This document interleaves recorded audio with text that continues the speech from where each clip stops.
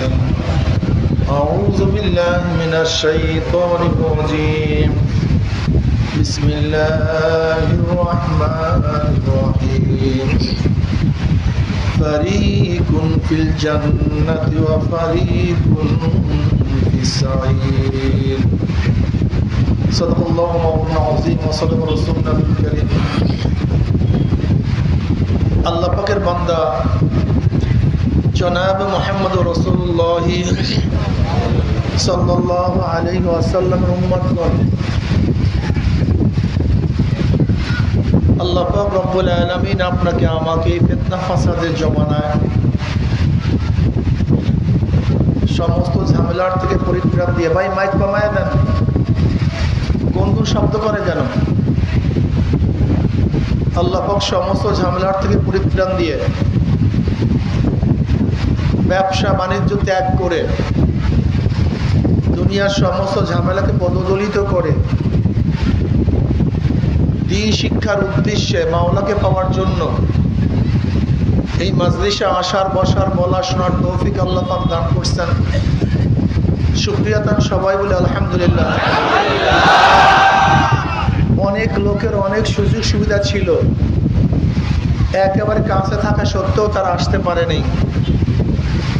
আবার অনেক লোক বহুত বড় ঝামেলায় ছিল, কিন্তু সেই সমস্ত ঝামেলা তাদেরকে আটকাতে পারেনি।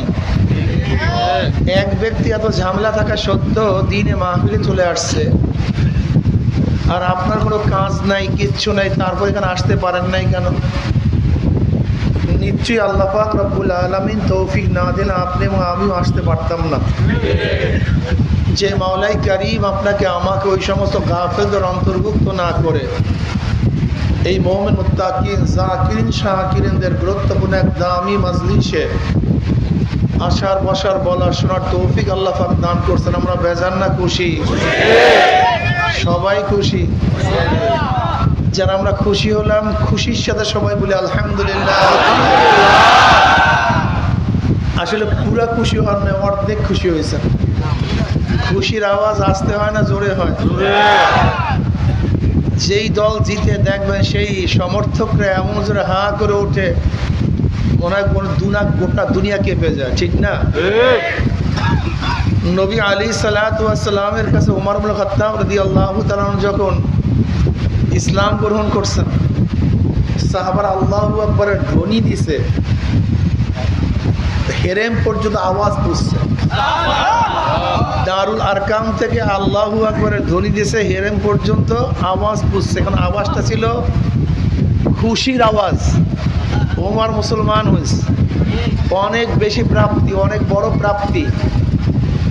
এরকম সাহাবায়ে কেরাম আল্লাহু আকবারের ধ্বনি দিছে এত জোরে, একেবারে হেরেম পর্যন্ত আওয়াজ পুষিয়ে গেছে। খুশির আওয়াজ একটু জোরেই হয়, কথা ঠিক না? কাজে আমরা খুশি হলাম, খুশির সাথে আবারও বলি আলহামদুলিল্লাহ।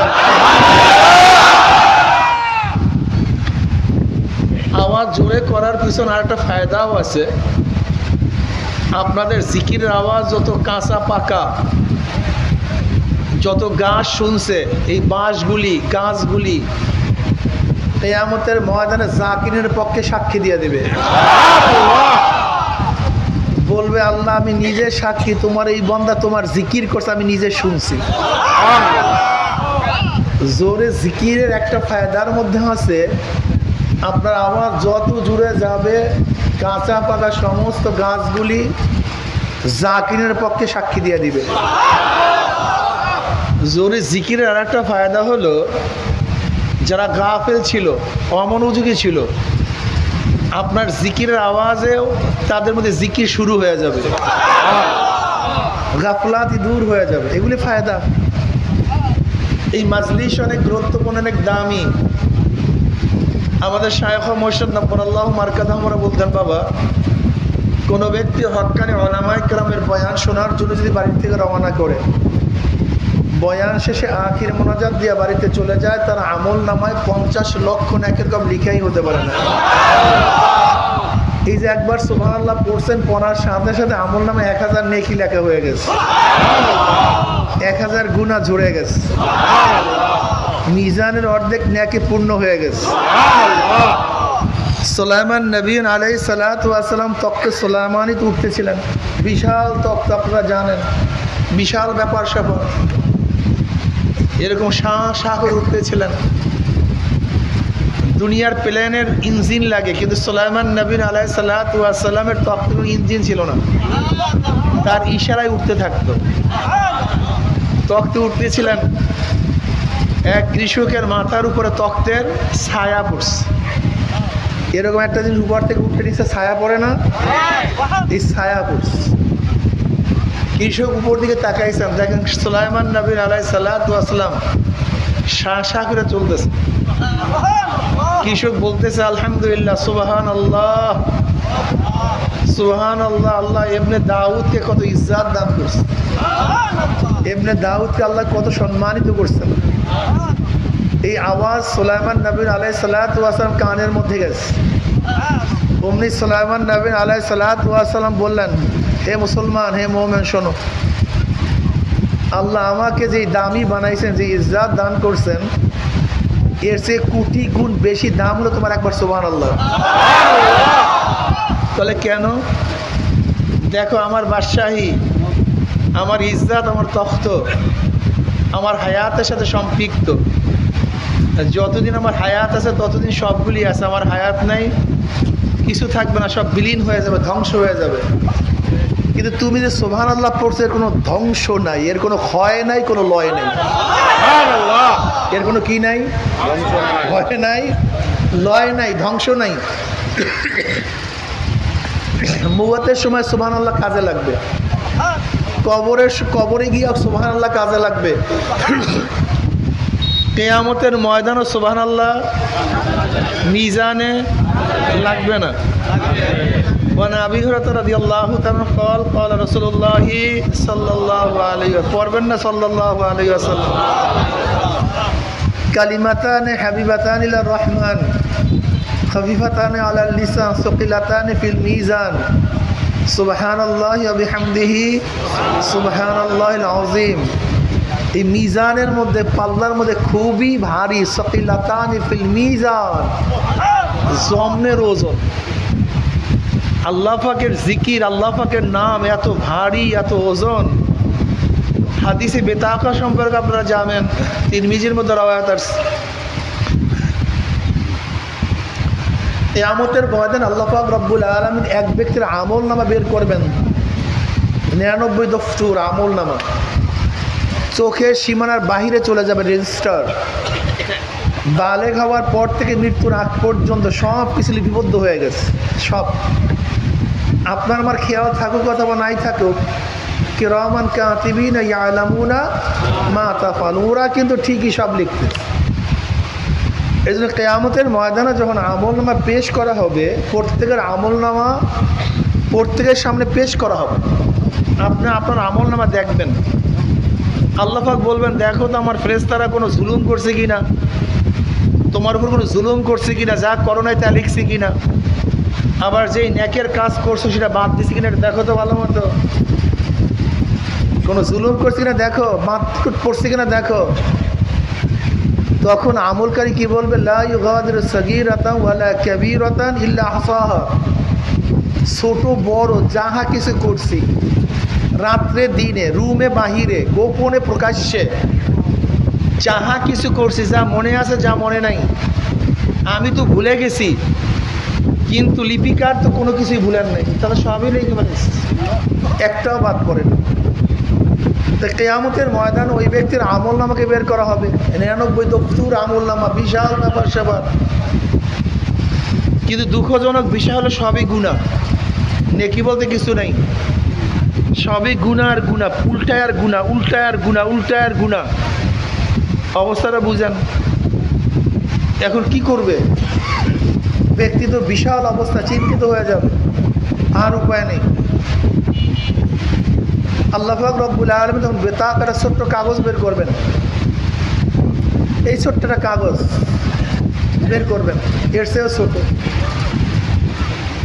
এখন ওই ব্যক্তি বুঝতে পারবে যে এক পাল্লায় আমার আমলনামা যেগুলি সব গুনাহ এগুলি দিবে, আর ওই কাগজটা আল্লাহ পাক অপর পাল্লায় দিবে। তখন ওই ব্যক্তি বলবে, আল্লাহ তুমি কাগজটাকে এত বিশাল আমল নামার মোকাবেলা দিবা, এটা লাভটা কি, ফায়দাটা কি? আল্লাহ পাক বলুন, আজকে কারোর উপরে জুলুম করা হবে না, আজকে কারোর উপরে জুলুম করা হবে না। এরপরে 99 দফতুর আমল নামা এক পাল্লায় দিবে, আর 70 বেতাকাটা এক পাল্লায় দিবে। সরদার দো আলম আলাইহিস সালাতু ওয়াস সালাম ফরমান, ওই কাগজটা দেওয়ার সাথে সাথে সেটা এত ওজন হবে, আর ওই পাল্লাটা ডেবে যাবে, অন্য পাল্লার উপরে তো ভেসে যাবে, এত ওজন। কি ছিল তার মধ্যে?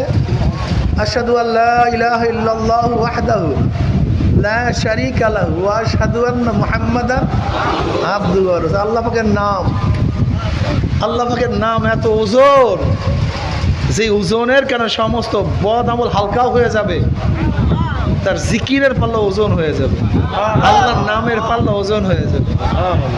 কিন্তু আমরা বদনসিব, কেউ জিকির করতেই চাই না, ভালোই লাগে না। ওলামায়ে কেরাম হাদিস পড়াই, জীবনবার দেখবেন খতমে বুখারীতে এই হাদিসের কত তাকরিরাত করি, কিন্তু যদি প্রশ্ন করেন, ভাই আজকে ওলামায়ে কেরাম 100 বার সুবহানাল্লাহ পড়ছেন, 100 বার আলহামদুলিল্লাহ পড়ছেন, প্রায় ফেল করবে, 100 বার আল্লাহু আকবার পড়ছেন, প্রায় ফেল করবে।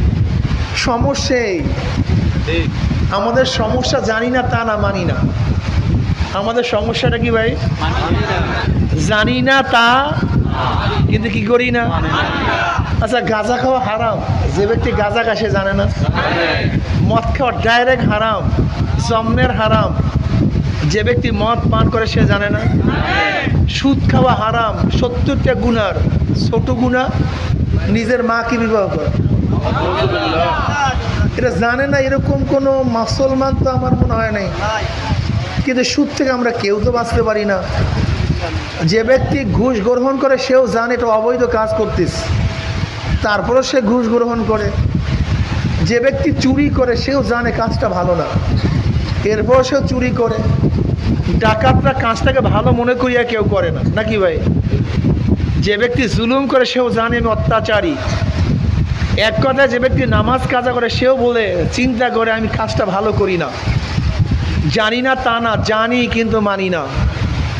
এই মানাবার জন্যই নবী রসুলগণ দুনিয়াতে আসছেন। মানুষকে অমানুষদেরকে মানুষ বানাবার জন্য নবী রসুলগণ দুনিয়াতে আসছেন। মানুষ রূপী অমানুষ, এখানে সবাই কিন্তু মানুষ, কিন্তু সবার ধ্যান ধারণা চিন্তা চেতনা কিন্তু এক না। এখানে সবাই মানুষ, কিন্তু সবার গ্রুপ কিন্তু এক না। এখানে সবাই মানুষ, সবার কলব কিন্তু এক না। সবাই মানুষ, সবার দাম কিন্তু এক না। সবাই মানুষ, সবার স্থানও কিন্তু এক না। মনে রাখতে হবে, মানুষ হইলেই মানুষ কামিয়াবি হয় না। মানুষ হইলেই যদি মানুষ কামিয়াবি হইতে, ফেরাউন কামিয়াবি হইতে পারলো না কেন? মানুষ হইলেই যদি মানুষ কামিয়াবি হইতে, নমরুদ কেন কামিয়াবি হইল? সেও তো মানুষ। যদি মানুষ হইলে মানুষ কামিয়াবি হয়, সাদ্দাত তো মানুষ। মানুষ হইলেই যদি মানুষ কামিয়াব হয়, আবু জাহালও তো মানুষ।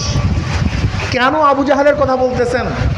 জনাব মুহাম্মদ রাসূলুল্লাহ সাল্লাল্লাহু আলাইহি ওয়াসাল্লামের আপন চাচা আবু লাহাব, সে তো নবীরই বংশ, নবীরই বংশ। নবীর দাদা যে আবু লাহাবের বাবা, সে কথাটা বুঝাতে পারিনি। আবু লাহাবের বাবা আর নবীর দাদা একই, কিন্তু কোরআনের মধ্যে তাব্বাত ইয়াদা আবি লাহাবিন ওয়া তাব। মানুষ তো, কিন্তু কামিয়াবি হতে পারে নাই। উতবা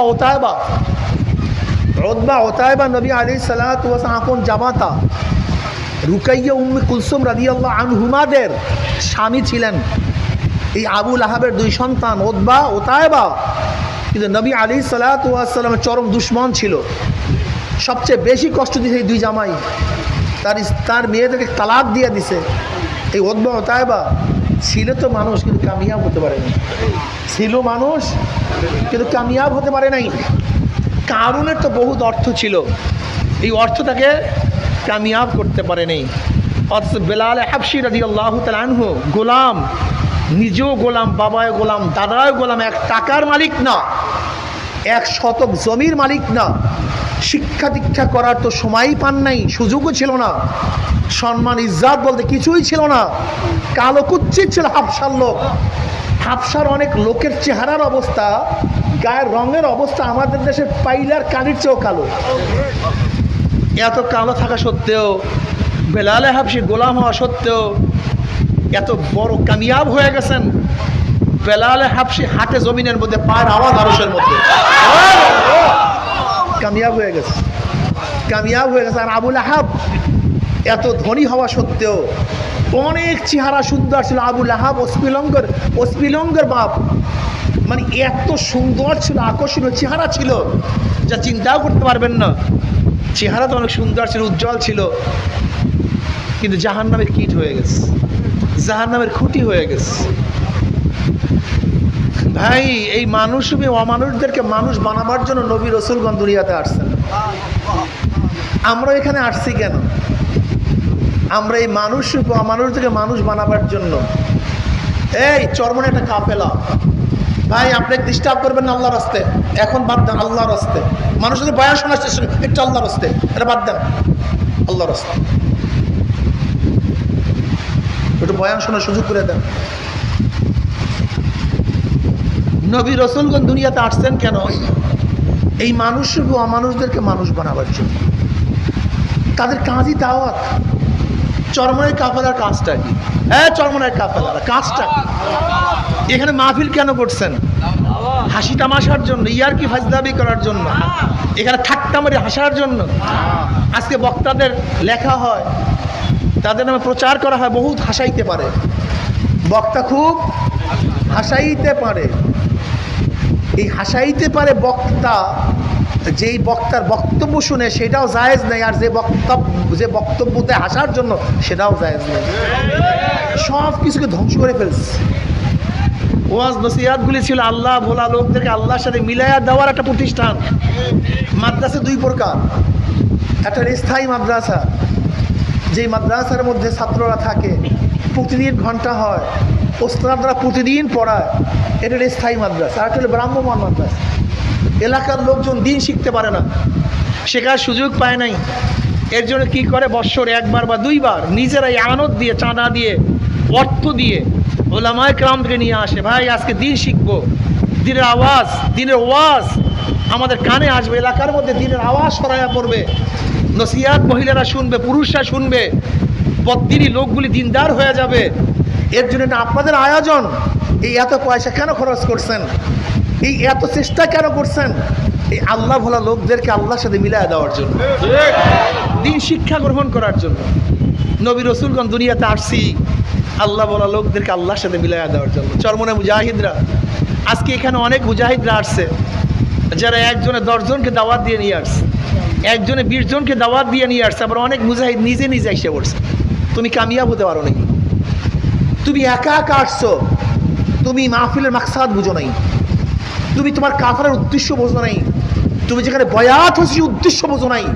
আল্লাহ পাক কালামে পাকের মধ্যে ফরমান, কু আনফুসাকুম ওয়া আহলিকুম নার, নিজে বাঁচো আর একজনকে বাঁচাও। নিজে নামাজ পড়ো, আর একজনকে নামাজ কথা বলে, নাচতে বলে। নিজে নামাজ পড়ো, আর একজনকে, নিজে রোজা রাখো, আর একজনকে, তুমি দাড়ি রাখো, আর একজনকে। এই তো, এইটা আপনাদের কাজ। কিন্তু আপনি আপনার উদ্দেশ্য বোঝেন না, নিজে সুন্দর চরমনে মাহফিলে চলে আসছে, চরমনে হুজুরে আসবে আমি চলে যাই। আপনি দাওয়াত দিয়েছেন, কয়দিন দাওয়াত দিয়েছেন এই মাহফিল কি কেন্দ্র করে? আপনি কত মাথার ঘাম ঝরাইছেন, কয়জনের হাতে পায়ে ধরছেন, ভাই চলো মাহফিলে যাই। এখানে সব টুপিওয়ালা লোক আসবে কেন? আমার সামনে থাকবে বেশি টুপি ছাড়া লোক, দাড়ি কামান্য লোক, রুগীগুলি বেশি থাকা চাই। হসপিটাল তো রুগীর জন্য, রুগী কই? রুগীদের খবর নেই। আমরা সবাই রুগী, আমি এই কথা বলছি না, কুল্লুকুম খাত্তাউন, আমরা সবাই রুগী, সবাই গুনাহগার। কিন্তু যারা রোগে একটু বেশি আক্রান্ত, তাদের তো অগ্রাধিকার বেশি থাকা উচিত ছিল। বেনমাজিরা এখানে বেশি থাকবে, মদখোররা বেশি থাকবে, গাঁজাখোররা এখানে বেশি থাকবে, যেগুলি বড় বড় দুষ্ট বদমাশ তারা এখানে বেশি থাকবে। এটা হসপিটাল। কিন্তু দেখা যায় রুগীগুলি এত বদনসিব রুগী, নিজেদের চিকিৎসা করারও মন মস্তিষ্কের রোগের মধ্যে নেই, কপাল পোড়া রোগী। কিছু রোগী আছে যারা সচেতন, কিছু রুগী আছে কি কি করে, রোগের টের পাইনি দৌড় দিয়ে হসপিটালে যায়, ও বাঁচার আশা আছে, কিন্তু রুগী আছে অচেতন, দেখো না কিছু হবে না, কিছু হবে না, একবার থাম ক্লিয়ার। বিয়া কুকুর কিছু বেনমাজি আছে, বদমাশ আছে, তারা সবসময় আল্লাহ ওয়ালাদের কাছে যায়, আলেম ওলামাদের কাছে যায়, হুজুর পারি না একটু দোয়া করেন না, হুজুর পারি না একটু নামাজ পড়ার পর্যন্ত দোয়া করেন না। এটা বুদ্ধিমান রুগী, ও একদিন না একদিন ভালো হবে, কোনো সন্দেহ নেই, একদিন না একদিনও ভালো হবেই হবে ইনশাআল্লাহ, কোনো সন্দেহ নেই। ওর মধ্যে চেতনা পয়দা হয়ে গেছে, জ্বালা পয়দা হয়ে গেছে। কিন্তু যেই রুগীর মধ্যে জ্বালা পয়দা হয় না, তোর কপালে ভোগ আছে, বিয়াকু ভোগ আছে। থানিবুর রহমতুল্লাহ আলীর কাছে একজনে গেলেন, কয়েকদিন ছিলেন, একটু দাড়িও খোঁচাখোঁচি উঠছে। এরপরে থানিবুর, ঘটনাটা লম্বা, থানিবুর রহমতুল্লাহ আলীর কাছে যখন বয়াত হওয়ার জন্য যাবেন, তখন পুরো দাড়ি কামাই ফেলেছে। থানিবুর রহমতুল্লাহ আলীর মনটা খারাপ হয়ে গেছে, বলে আমি দেখলাম একটু দাড়ি উঠছে, কিন্তু আমার কাছে আসার পর দাড়ি পুরো মুখ দেওয়া ফেলেন। হুজুর আমি যে রুগী, এই পুরা রোগ দেখাবার জন্য, আমি চরম রুগী, আমার রোগের চিকিৎসা করেন। থানিবুর রহমতের চিকিৎসা করে দিচ্ছে। পরবর্তী তার এলাকায় আসছে, দেখে একজন ব্যক্তি, সেই ফুটফুটে চেহারা, সুন্দর দাড়ি শোভা পাচ্ছে, আকর্ষণীয় চেহারা। বলে আপনি কে? বলে হুজুর আমাকে চিনেন না, ওই যে সেই রুগী, আপনার কাছে রোগ দেখাবার জন্য দাড়ি কামাইয়া গেছিলাম, আপনি চিকিৎসা করছেন, আল্লাহ পাক রব্বুল আমার রোগ দূর করে দিস, ভালো হয়ে গেছে। শোনেন, আমাদের সমস্যা কোন জায়গায়? একজন ব্যক্তি গাঁজাখোর, তাকে বাধা দিলে দেখবেন সে ক্ষিপ্ত হয়ে যায়। আচ্ছা বলেন তো, যেই ব্যক্তি বাধা দিছে সে তার বন্ধু না, যে গাঁজা সেবন করেছে সে বন্ধু? কিন্তু সে নেশাগ্রস্ত, এর জন্য বন্ধু এবং শত্রু সে চিনতে পারেনি। মদখোর, মদ খেয়ে সব ধ্বংস করে, যে বাধা দিছে সে শত্রু না, যে মদ পান করে সে শত্রু। যে বাধা দিছে সে শত্রু, সে বন্ধু, আর যে মদ পান করে সে হলো শত্রু। কিন্তু নেশার কারণে কে বন্ধু কে শত্রু বুঝতে পারেনি। আজকেও বাবা, আমরা যারা তোমাদেরকে নামাজের দাওয়াত দেই, কিন্তু তোমরা দুনিয়া নেশায় নামাজ পড়ো না, আমাদের শত্রু মনে করো, আসলে আমরাই তোমার বন্ধু। আর যে তোমাকে নামাজ পড়ায় না, ওটা তোমার দুশমন, ওটা তোমার সবচেয়ে বড় শত্রু। বন্ধু এবং দোস্ত চেনার মধ্যে তোমার বিশাল ভুল আছে। যে তোমাকে পড়তে বসায় না সে তোমার দুশমন, যে পড়ার জন্য উৎসাহিত করে সে তোমার বন্ধু, যে রোগের চিকিৎসার জন্য তোমাকে বলে না সে তোমার দুশমন, যে বারবার তোমাকে বলে সে তোমার বন্ধু, যে তোমাকে ভালো দিকে নেয় সে তোমার বন্ধু, যে তোমাকে খারাপের দিকে নেয় তাকে তো বন্ধু মনে করছে, বিশাল বন্ধু। আমার দোস্ত আসছে, আসলে কোন দোষ? গাঁজাখোর দোষ। এই দোষ কোন দোষ? মদ পান করে দোষ। এই দোষ কোন দোষ? চুরি করে সেই দোষ। আসলে এই দোষ তো তোমার দোষ তো না, এটা তোমার পুরাপুরি দুশমন। কিন্তু যেই ব্যক্তি তোমাকে ভালোর দিকে নেয়, পড়ার জন্য উৎসাহিত করে, দোস্ত পড়ো, তোমাকে ভালো রেজাল্ট করতে হবে, তোমাকে অনেক দূর যেতে হবে, তোমাকে অনেক কাজ করতে হবে, যদিও মন চায় না। যেটা মোস্তাদ খেলার থেকে যখন ছাত্রকে ধরে, চল এখন খেলতে পারবে না, পড়তে যাবে, তখন খেলার নেশায় কিন্তু মেজাজটা এত খারাপ হয়। আমাদের ছোটোবেলার কথা মনে আছে, ওই ছোটোবেলার কথা একেবারে বিশ্রী অবস্থা। ওস্তাদ যখন এই মাঠের থেকে ধরতো, বলে চল পড়তে, কী যে মেজাজ খারাপ হইতো, এত সুন্দর খেলা থুইয়া হুজুরে এখন পড়তে না। কিন্তু যেই হুজুর আমার হাতটা টান দিয়েছে সেই এখন বন্ধু, তাকে কত এখন কদম বুঝি করি, কত ভালো লাগে যে তুমি যদি আমাদের জন্য এত সাধনা না করতা আমরা কামিয়াব হইতে পারতাম না। কিন্তু খেলার কারণে তখন ঘৃণা লাগছে, খেলার কারণে তাকে আমরা কি মনে করতাম? শত্রু মনে করতাম। কিন্তু যে ব্যক্তি আমার খেলার থেকে নিয়ে পড়তে বসে সে আমার সবচেয়ে বড় বন্ধু। এ আমার বেনমাজি বাবারা, এ আমার দাড়ি কামান্না বাবারা, হে আরাম করে দলেরা, হে দুনিয়ার পাগলের দলেরা, আজকে তোমাদেরকে আমরা নামাজের দিকে ডাকি, রোজার দিকে ডাকি, মদ ছাড়ার জন্য বলি, গাঁজা সেবন থেকে বিরত রাখার জন্য বলি, হারাম থেকে বাঁচার জন্য বলি, দুনিয়া ত্যাগ করি আমার মাওলার পাগল হওয়ার জন্য আহ্বান করি। আর তোমরা অনেকেই ক্ষিপ্ত হয়ে যাও, হুজুররা কাজ নাই, খাইয়া লইয়া কোনো কাজ নাই, হুজুররা খালি নামাজ পড়ো নামাজ পড়ো নামাজ পড়ো, এই রোজা রাখো রোজা রাখো রোজা রাখো, কত টিটকারি করো। বাবারে তুমি কেন বোঝো না, যেরকম বাচ্চা আগুন এবং পানি কোনটা তার শত্রু কোনটা তার বন্ধু সে চিনতে পারে না। ও আগুন নিয়ে খেলা করে হঠাৎ আগুনের মধ্যে পড়িয়া যায়, ও পানি নিয়ে খেলা করে হঠাৎ যদি পানির মধ্যে পড়িয়া যায়, আর তো কখনো পানির থেকে সে ব্যক্তি উঠতে পারবে না। এ আমার বেনমাজি বাবারা, ও আমার বেপরদা মা বোনেরা, ও মদ খোরের দলেরা, ও গাঁজা খোরের দলেরা, বাবারে আমাদেরকে শত্রু মনে করিও না, আমাদেরকে ঘৃণা করিও না। আল্লাহ না করুক, আল্লাহ না করুক, আল্লাহ না করুক, তওবা না করিয়া যদি কবরে চলিয়া যাও, মদ পান করা অবস্থায় যদি কবরে যাও, এই সুদ খাওয়া অবস্থায় যদি কবরে যাও, রোজা বিহীন যদি কবরে যাও, দিন পালন না করে যদি কবরে যাও, গুনাহ নিয়ে যদি কবরে যাও,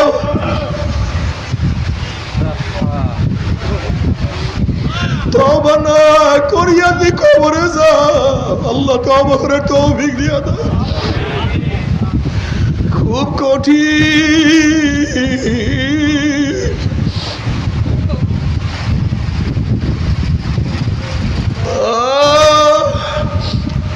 বাবা তুমি কি জানো কবর কত মারাত্মক, কত কঠিন জায়গা? নবী আলাইহিস সালাতু ওয়াস সালাম কিছু যুবকদের কাছ থেকে রওনা করছে, দেখে যুবকরা হাসি তামাশার মধ্যে লিপ্ত।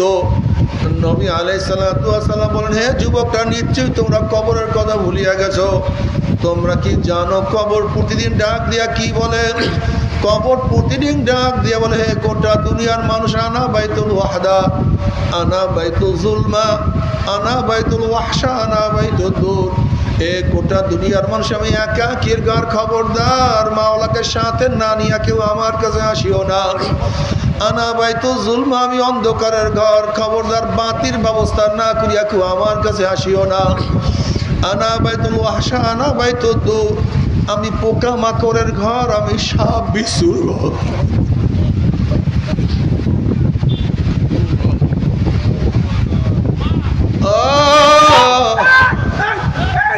আল্লাহ তুই আমাদের সবাইকে মাফ করিয়া দাও, আল্লাহ আমাদের সবাইকে ক্ষমা করিয়া দেয়। এ আমার যুবক বাবারা, আমার মুরব্বী বাবারা, পর্দায় মা বোনেরা, তোমার আমার ঈমান এত দুর্বল, অথচ বুখারীর মধ্যে রওয়ায়াত আসছে,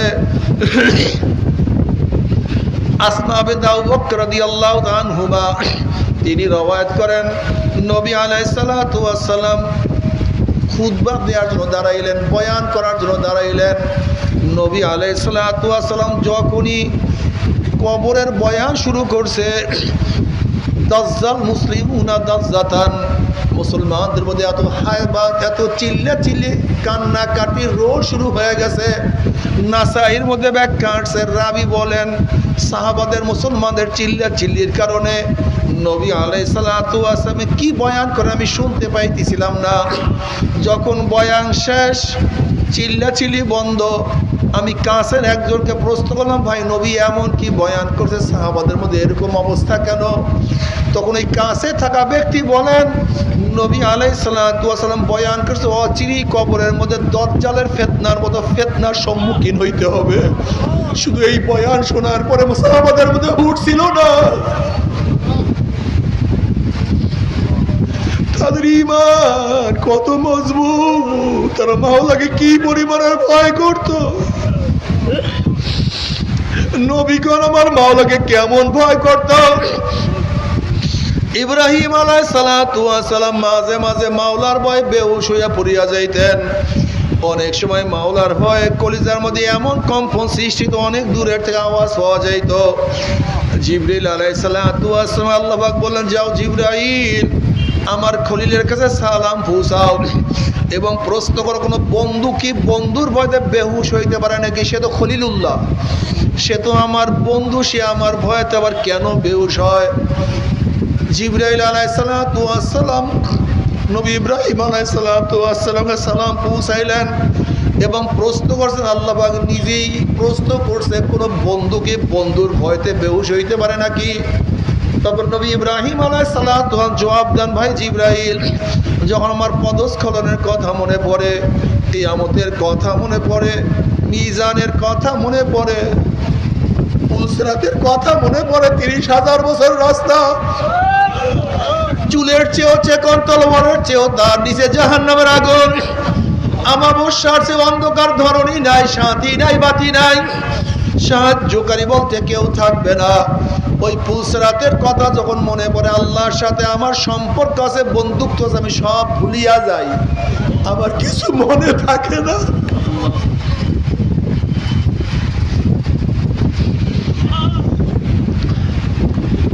আল্লাহ হাদিসে কুরসির মধ্যে ফরমান, লা আজমাউ আলা আবদি খাউফাইনি ওয়ালা আমনাইনি, মান খাফানি ফিদ দুনিয়া আমিনতু ইয়াউমাল কিয়ামা ওয়া মান আমিনানি ফিদ দুনিয়া খাফতু ইয়াউমাল কিয়ামা। আল্লাহ পাক বলেন, আমি আমার বান্দা বান্দির উপরে দুইটা ভয়, দুইটা অভয়কে একত্রিত করি না। যারা দুনিয়ার মধ্যে আমি মাওলাকে ভয় করবে, মৌয়াতে আর ভয় নাই, কবরে ভয় নাই, কিয়ামতে ভয় নাই, মিজানে ভয় নাই, পুলসিরাতে ভয় নাই। যারা দুনিয়াতে ভয় করবে আর কোনো জায়গায় ভয় নাই, আর যারা দুনিয়ার মধ্যে আমি মাওলাকে ভয় করবে না, মৌয়াতে ভয়, কবরে ভয়, কিয়ামতের মধ্যে এমন ভয় শুরু হয়ে যাবে, ইয়াউমা ইয়াফিরুল মারউ মিন আখিহি ওয়া উম্মিহি ওয়া আবিহি ওয়া সাহিবাতিহি ওয়া বানি। যেই কিয়ামতের ময়দানে আপন ভাই ভাই পরিচয় দেবে না, মা ছেলেকে সাহায্য করবে না, ছেলে মাকে সাহায্য করবে না, বাবা ছেলে উপকার করবে না, ছেলেও বাবাকে উপকার করবে না।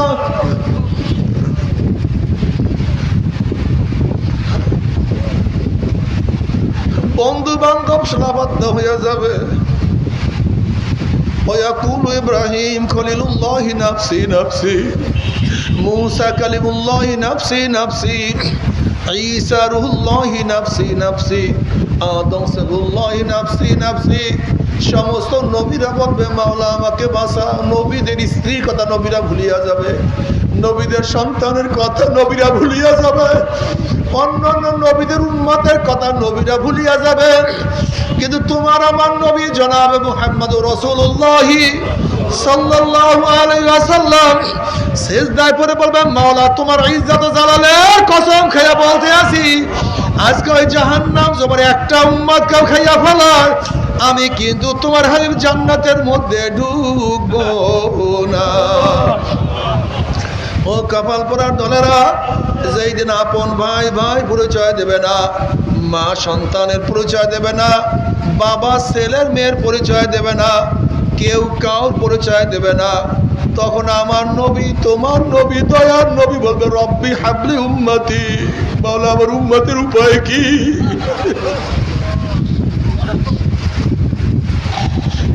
আমার উম্মতের উপায় কি?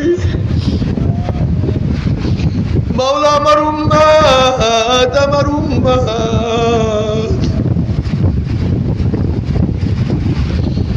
জাহান্নামের গলার মধ্যে শিকল লাগাইয়া যখন কিয়ামতের দিকে অগ্রসর হবে, এক একটা লাভ দিবে। নবী আলাইহিস সালাতু ওয়াস সালাম সিজদা করবে, মাওলা ওই জাহান্নামে একটা উম্মতকেও রাখবে না। আমি তোমার ইজ্জত জালালের কসম খোয়া বলতে আছি, আজকে ওই জাহান্নাম তোমার একটা উম্মতকেও খেয়া বলায়, আমি কিন্তু তোমার হাবিব জান্নাতের মধ্যে ঢুকবো না। নবী আলাইহিস সালাতু ওয়াস সালামের দোয়া কবুল করে আল্লাহ পাক বলবে, যাও জিবরাইল আমার হাবিবের কাছে এই পানিটুকু নিয়ে দিয়ে আসো। নবী আলাইহিস সালাতু ওয়াস সালাম যখন ওই পানি জাহান্নামের গায়ে ছিলা মারবে, জাহান্নাম ক্যাত ক্যাত ক্যাত ক্যাত করে পিছনে সরিয়া যাবে। আল্লাহর হাবিব বলবেন, মাওলা হে, যে জাহান্নামকে লক্ষ লক্ষ ফেরেশতারা ধরিয়া রাখতে পারে না, এ আবার কোন কুদরতি পানি, কোন আশ্চর্য পানি, যেই পানি মারার সাথে সাথে জাহান্নাম পিছনে সরিয়া গেল। আল্লাহ পাক ডাক দিয়া বলবে, আমার হাবিব গো, এই পানি জান্নাতের কোনো নহরের পানি না, এই পানি কোনো আশ্চর্য পানি না, এই পানি কোনো কুদরতি পানি না, এই পানি হলো তোমার গুনাহগার উম্মতের চোখের পানি।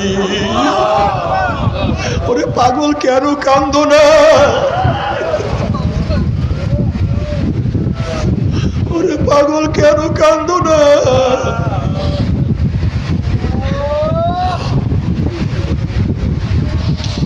عيني هل لا تبقيان على ذنبي عيني هل لا تبقيان على ذنبي تناثر عمري بيدي ولا أدري আফসোস আমার চক্ষু তুই আমার গুনার কথা স্মরণ করিয়া কেন কান্দো না আফসোস আমার চক্ষু এত নামাজ কাজা করলাম এরপরে তোর চোখে কেন পানি নাই এত রোজা ছাড়িয়া দিছি তারপরে কেন তোর ভয় নাই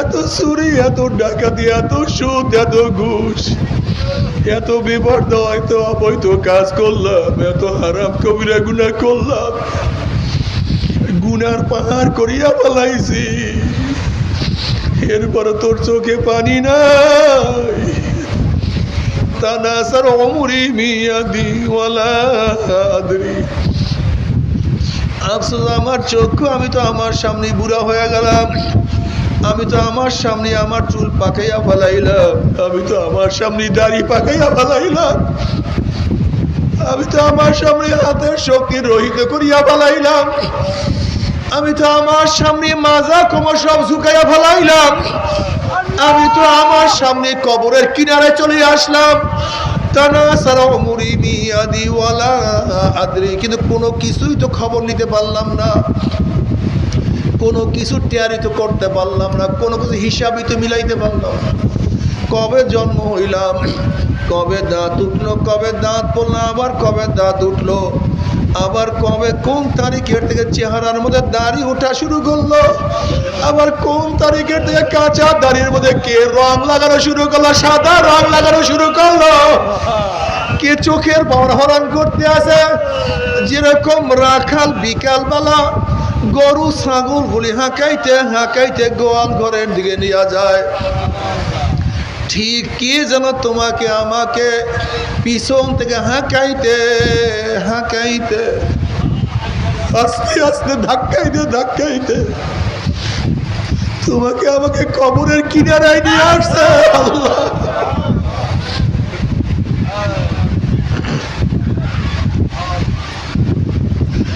মনসুর ইবনে আম্মার রাহমাতুল্লাহ আলাইহি মনসুর ইবনে আম্মার রাহমাতুল্লাহ আলাইহি বলেন হে যুবক খবরদার জৈবন যেন তোমাকে ধোকায় ফেলাইতে না পারে অধিকাংশ যুবককে জৈবন ধোকায় ফেলায় এই আগামীকাল নামাজ পড়বো আগামী সপ্তাহে নামাজ পড়বো এই কাজ এইটা করার পরে নামাজ ধরবো আর নামাজ ছাড়বো না এই বছর না আগামী বছর রোজা রাখবো এই দাড়ি রাখিয়া দেবো এই দাড়ি রাখিয়া দেবো একটু পর দাঁড়িয়ে রাখিয়া দেব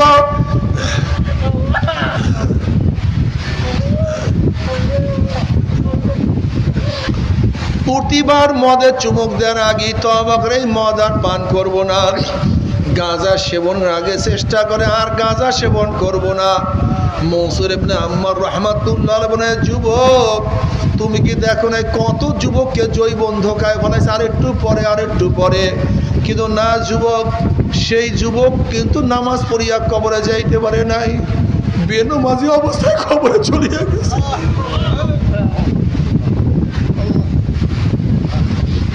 তুমি কি দেখো না কত যুবক রোজা রাখিয়া যাইতে পারে নাই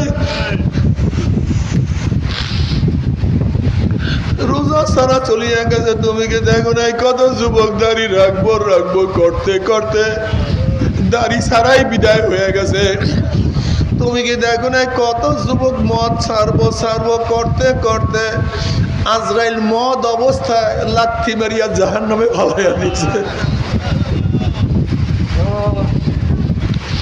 তুমি কি দেখো না কত গুনাহগার গুনাহ ছাড়বো করতে গুনাহ অবস্থা ধাম করে কবরে পড়িয়া গেছে ওরে যুবক তুমি কেন খেয়াল করো ওরে গুনাহগার কেন খেয়াল করো না আজকে দুনিয়ার ব্যবসা একবার লস গেলে বারবার ব্যবসা করিয়া লাভ করার আশা করা যায় আজকে দুনিয়ার মামলায় ম্যাজিস্ট্রেট করে হারলে জজ করে হারলে হাইকোর্টে হারলে সুপ্রিম কোর্টে আপিল করে যে তার আশা করা যায় কিন্তু খোদা না খাস্তা মৌয়াতের মামলায়, কবরের মামলায়, কিয়ামতের মামলায়, ওই মিজান পুলসরাতের মামলা দিয়ে একবার স্লিপ কাটিয়া যায় আর তো দ্বিতীয়বার আপিল করা যাবে না। আল্লাহ তুই আমাদের সবাইকে মাফ করিয়া দাও। তুমি কি জানো জাহান্নামের তোর অবস্থাটা কি হবে? জাহান্নামের লোকের ঘর হবে আগুনের, তাদের বিছানা হবে আগুনের, তাদের পোশাক হবে আগুনের, তাদের খাদ্য হবে আগুনের, তাদের পানি হবে আগুনের। আল্লাহ তুই আমাদের সবাইকে মাফ করিয়া দাও। তবে মোমেন মুসলমান বলতে সবাই মনে চায় গুনার থেকে ফিরিয়া নেক আমল করিয়া মাওলার জান্নাতে, কিন্তু সবাইরই যাইতে মনে চায়। গুনাহ নিয়া মাওলার জাহান্নামে কিন্তু কাউরি যাইতে মনে চায় না। কিন্তু কেনই বা আমরা নেক আমল করতে পারি না, কেনই বা গুনার কাম ছাড়তে পারি না? এর মূল কারণ হলো আপনার এবং আমার পেছনে নফস এবং শয়তান লাগিয়া রইছে। এই নফস এবং শয়তান থেকে বাঁচার জন্য যে কোনো একজন হক্কানি আল্লাহর ওলির হাতে হাত দিতে হবে রে বাবা। খবরদার, বর্তমান জমানায় পীর মুরিদের নামে ভেজাল, ব্যবসা, দলাদলি, হিংসা, হাসাদে পরিণত হয়ে গেছে। সমস্ত আল্লাহর ওলির একমত, যেই পীরের 5 জন মুরিদের মধ্যে কমপক্ষে 3 জনকে দেখবেন আলহামদুলিল্লাহ সুন্নাত মাফিক আমল আখলাক মজবুত হয়ে যাইতে আছে, গুনার কাম ছাড়তে আছে, নেকের আমল ধরতে আছে, কলম নরম হইয়া চোখে পানি আসতে আছে। বিরিক্ষতর নাম কি, ফলে পরিচয়। আমি চরমোনাই বুঝি না, চরমোনার দাওয়াত প্রশংসা প্রচার প্রসার করার জন্য আসি রে বাবা। চরমোনাই যাওয়ার তোমার কোনো দরকার নাই, কোনো দরকার নাই, কোনো দরকার নাই। তুমি যার কাছে গিয়া পারো গুনার কাম ছাড়ো, নেকের আমল ধরো, কলম নরম করিয়া চোখে পানি নিয়া মাওলার কবরে যাইও। যেরকম দুনিয়ার ঘরে আগুন লাগলে পানি ছাড়া নিভানো যায় না, ঠিক তদ্রূপ তোমার এবং আমার গুনার দ্বারা যে জাহান্নামের আগুন জ্বলিয়া রইছে, চোখের পানি ও ছাড়া কিন্তু জাহান্নামের আগুন নিভানো সম্ভব না। তাই আমার জন্য দোয়া চাই, আমিও দোয়া করি। সবাই সবার জন্য প্রাণ খুলিয়া দোয়া করো, যেন কিয়ামতের ময়দানে গলাগুলি বাঁধিয়া মনে একসাথে জান্নাতে যাওয়ার তৌফিক দিয়া দেয়। আল্লাহুম্মা আমিন। ও আমার পর্দালে মা বোনেরা 2 হাত তুলিয়া মাওলার দরবারে কান্দো, মাওলার কাছে মাফ চাও।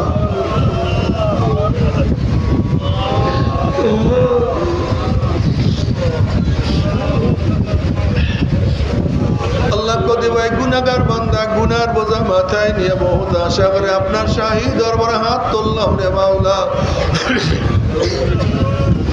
দয়া করে মায়া করে আপনি আমাদের জিন্দগির সমস্ত গুনাহ কথা মাফ করে দেন আল্লাহ। আল্লাহ মাফ করবেন না, ক্ষমা করবেন না। আপনার বান্দার এখানে কেন আসছে আল্লাহ? আমরা কি এত গুনাহ করছি? আপনার রহমতের চেয়ে বেশি হয়ে গেছে? আমরা কি এত গুনাহ করছি? আপনার মাগফিরাত অতিক্রম করছে? আমরা কি এত গুনাহ করছি? আপনার সম্মানের চেয়ে কি বেশি হয়ে গেছে? মাবুদ রে, না না না, আমরা যতই গুনাহ করি না কেন আপনার রহমতের চেয়ে বেশি গুনাহ করতে পারি না। আপনার মাগফিরাতের চেয়ে বেশি গুনাহ করতে পারি নাই। আল্লাহ আমাদের গুনার দিকে না তাকাইয়া আপনার রহমতের দিকে তাকাইয়া আপনি আমাদের জিন্দগির সমস্ত গুনাহ কথা মাফ করে দেন আল্লাহ। আল্লাহ সন্তান অন্যায় করে বাবার কাছে মাপ না পাইলে মার কাছে মাপ পাওয়ার আশা করে, ভিক্ষুক এক দরজায় ভিক্ষা না পাইলে অন্য দরজায় ভিক্ষা পাওয়ার আশা করে। আমরা তোমার দুয়ারের ভিক্ষু, তুমি যে হাকাইয়া দাও তারাইয়া দাও।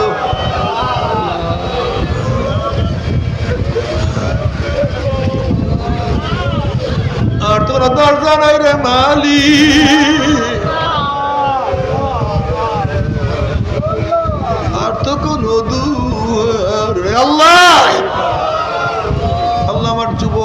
কবুল করিয়া না। আল্লাহ আমার মুরব্বী বাবাদের কবুল করিয়া না। আল্লাহ আমার মা বোনদের কবুল করিয়া না।